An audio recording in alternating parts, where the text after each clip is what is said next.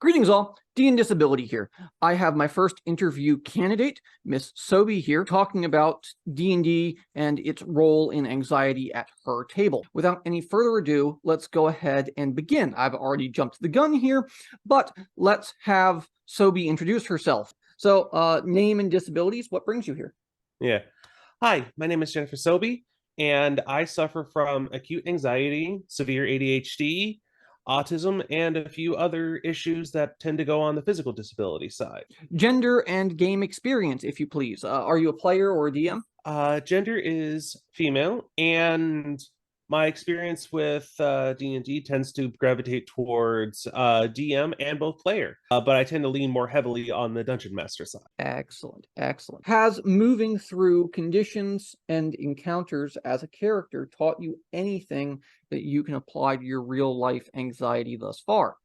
It really depends. Whenever I'm playing as a DM, I can use it as a way to sort of deal with those anxieties by having a surrogate person that I am playing it through. So if I am playing somebody that's going through a tragedy, usually what I'll do is I'll tap into that natural anxiety I have, but it will also be a way for me to sometimes sort of get those anxieties out of my head, or just simply just realize after the fact that, oh yeah, no, this was something that was bugging me and I didn't even realize it. But as a player, I don't necessarily feel like I've had those kind of moments. And that's not to say it's a fault of either anyone around me. It's just, it's harder to have something that deals with anxiety when you're just helping Mrs. O'Leary pull her cat out of the well. So we might say, I guess, that sometimes the session content can matter in terms of dictating anxiety. And that actually leads into the second reading that I want to talk about today, 8 Ways Dungeons & Dragons Helps with Anxiety. This one had a kind of quick pop culture bullet list, ranking thing that all of these kind of flashy articles do. And these 8 points, I just want to go through with you quickly. And then I have a follow-up question, basically, that kind of sums up your feelings thereof. Okay. So playing cooperatively with your friends was point 8.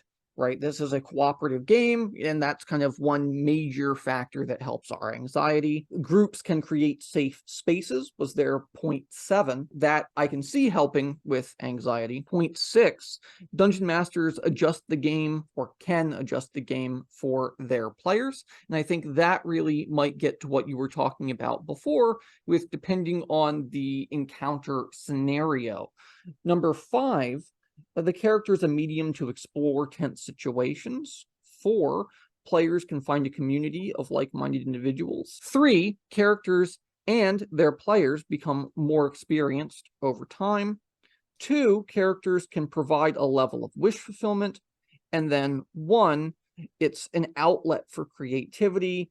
As an example, you express yourself as a character through the art of role-playing, world building, and storytelling elements. But in all of these 8 points, do you feel more experienced with handling your anxiety? I would say absolutely. From my experience, I tend to use Dungeons and Dragons, especially as a DM, as a way to sort of get out of my own head for a while. Because when you suffer from an acute anxiety disorder, one of the things that tends to happen is your mind will create up a worst case scenario, and it will just keep looping and looping and snowballing until the point that it paralyzes you with fear. But in my experience, I tend to use Dungeons and Dragons as a way to sort of disconnect from that, to where I basically say, take that thought, put it in a little bucket, and say, stay here, don't go anywhere. A lot of the times I look back over to said bucket and the bucket is empty because I'm not thinking about it anymore. When I am playing as a DM, a lot of the time I'm someone that tends to get very much into character.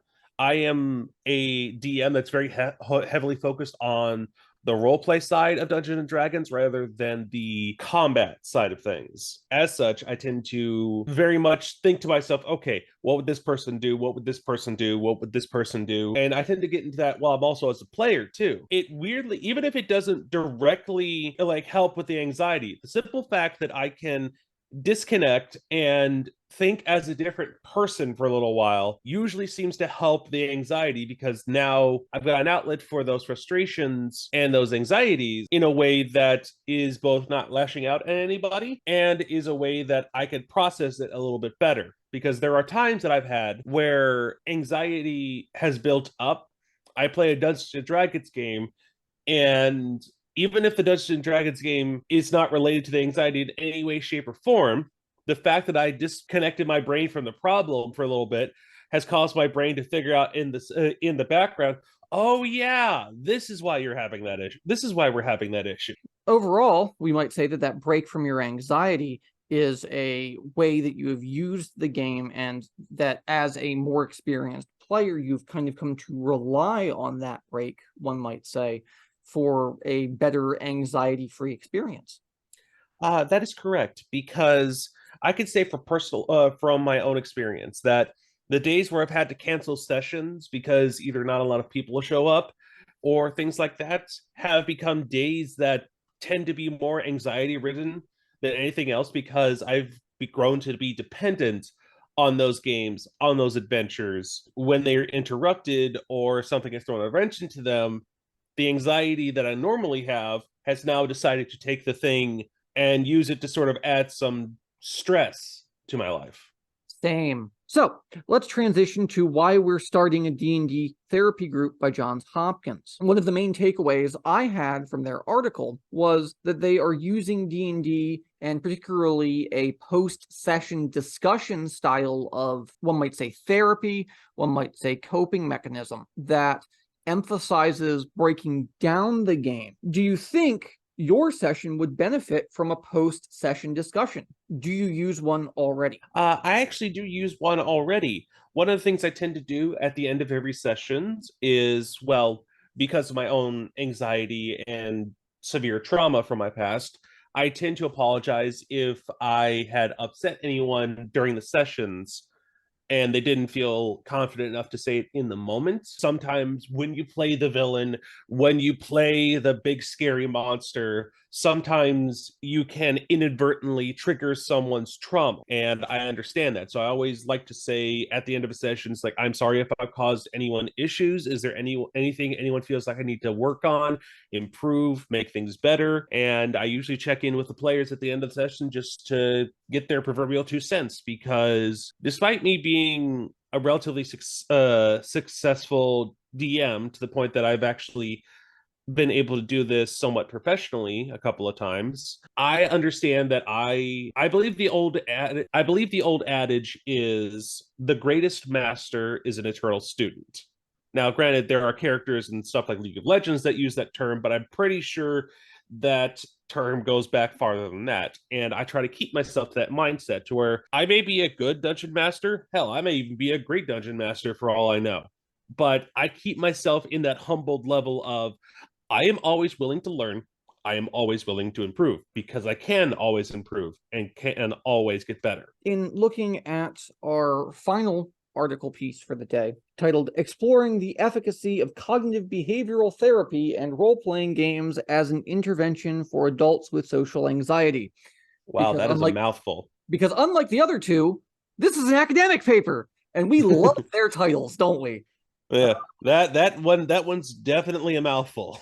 Yeah, well, welcome to academia, and why I both love and hate it. So, in short, the results of the research were largely positive, stating that at least one group found D&D in combination with CBT to be effective. Other groups had a more general sense of satisfaction with their experiences. So, I have two questions about this particular source.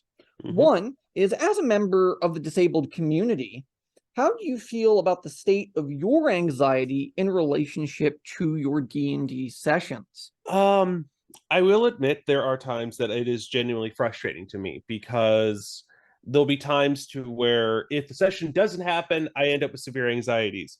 But if someone's going through their own kind of issues, like a player leaves early because of they're frustrated with just everything going on and they thought they could be a part of the game and they can't and they have to leave early, those have caused me to develop anxiety. And in those moments to where I am actually in that proverbial safe space, those moments of peak anxiety tend to be much more severe than any other moment where I have, and I will admit this, I am not ashamed to admit this, because of my anxiety, broken down and cried because of either frustration, just guilt, or any number of traumatic issues. So, is there anything you would like to do differently or during or after your D&D sessions that might help with your anxiety or the anxiety of other players? Well, I'm always trying to keep my ears open to the anxiety of the players. I always check to where whenever I add in something to the story that's a little weird, I will use this as an example. Like sometimes, you have those stories where the player flirts with a character or a character flirts with the player, things like those situations. In any time I do anything like that, and I always keep it mild at first, unless the player says otherwise. I tend to always check with those like, hey, I know this, like, I just want to make sure you're okay with this. Because if you're not, we can go ahead and move on from this. Because I know that sometimes a player like is playing a bard, and the most common stereotype for a bard is that they try to seduce the dragon or they try to charm their way out of any situation. Sometimes a character or an NPC might end up falling in love with them. And having those feelings reciprocated may be an uncomfortable situation for the player itself. The person you're doing this with has their wife or their husband or their spouse is sitting next to them, but is not part of the thing. They're playing two different characters. They're playing two different characters. You have an experience with them. You know that they're not going to be too troubled by this. I still want to at least check with them to make sure, like, hey, am I going too far? Am I making you uncomfortable? If I am, please let me know. Good, good, good, good. I would like to state that I hate that bard stereotype. It As is do I. it is not something that I necessarily even, I don't say I allow it mechanically at my table. I genuinely don't. But that's also because my idea of the bard really tends closer toward the skald, but that's neither here nor there. For me, I have to say that at least in the case of the stereotypes with D&D, I have never really been a huge fan of them, so I am always the person that likes to circumvent expectations. As an example, I've had bards that are socially anxious people to where they are not good with people, but tend to inspire others through actions rather than words or music. Like one of my most classic ones is a Naga bard that is colloquially known as Nervous Nancy because she is, much like me, a very socially anxious person. She's not great with people, but she knows how to be charming, persuasive when she needs to be, but she does not know how to people. Now that we have come to the end of our interview, now is your time to shine. Is there anywhere, any platform that you are working on, any project that you would like to promote? Well, I am currently in the process of putting together a source book of my own. I decided to make my own homebrew setting, the Gnarled Knoll's Notorious Guide to Mysteria. Awesome.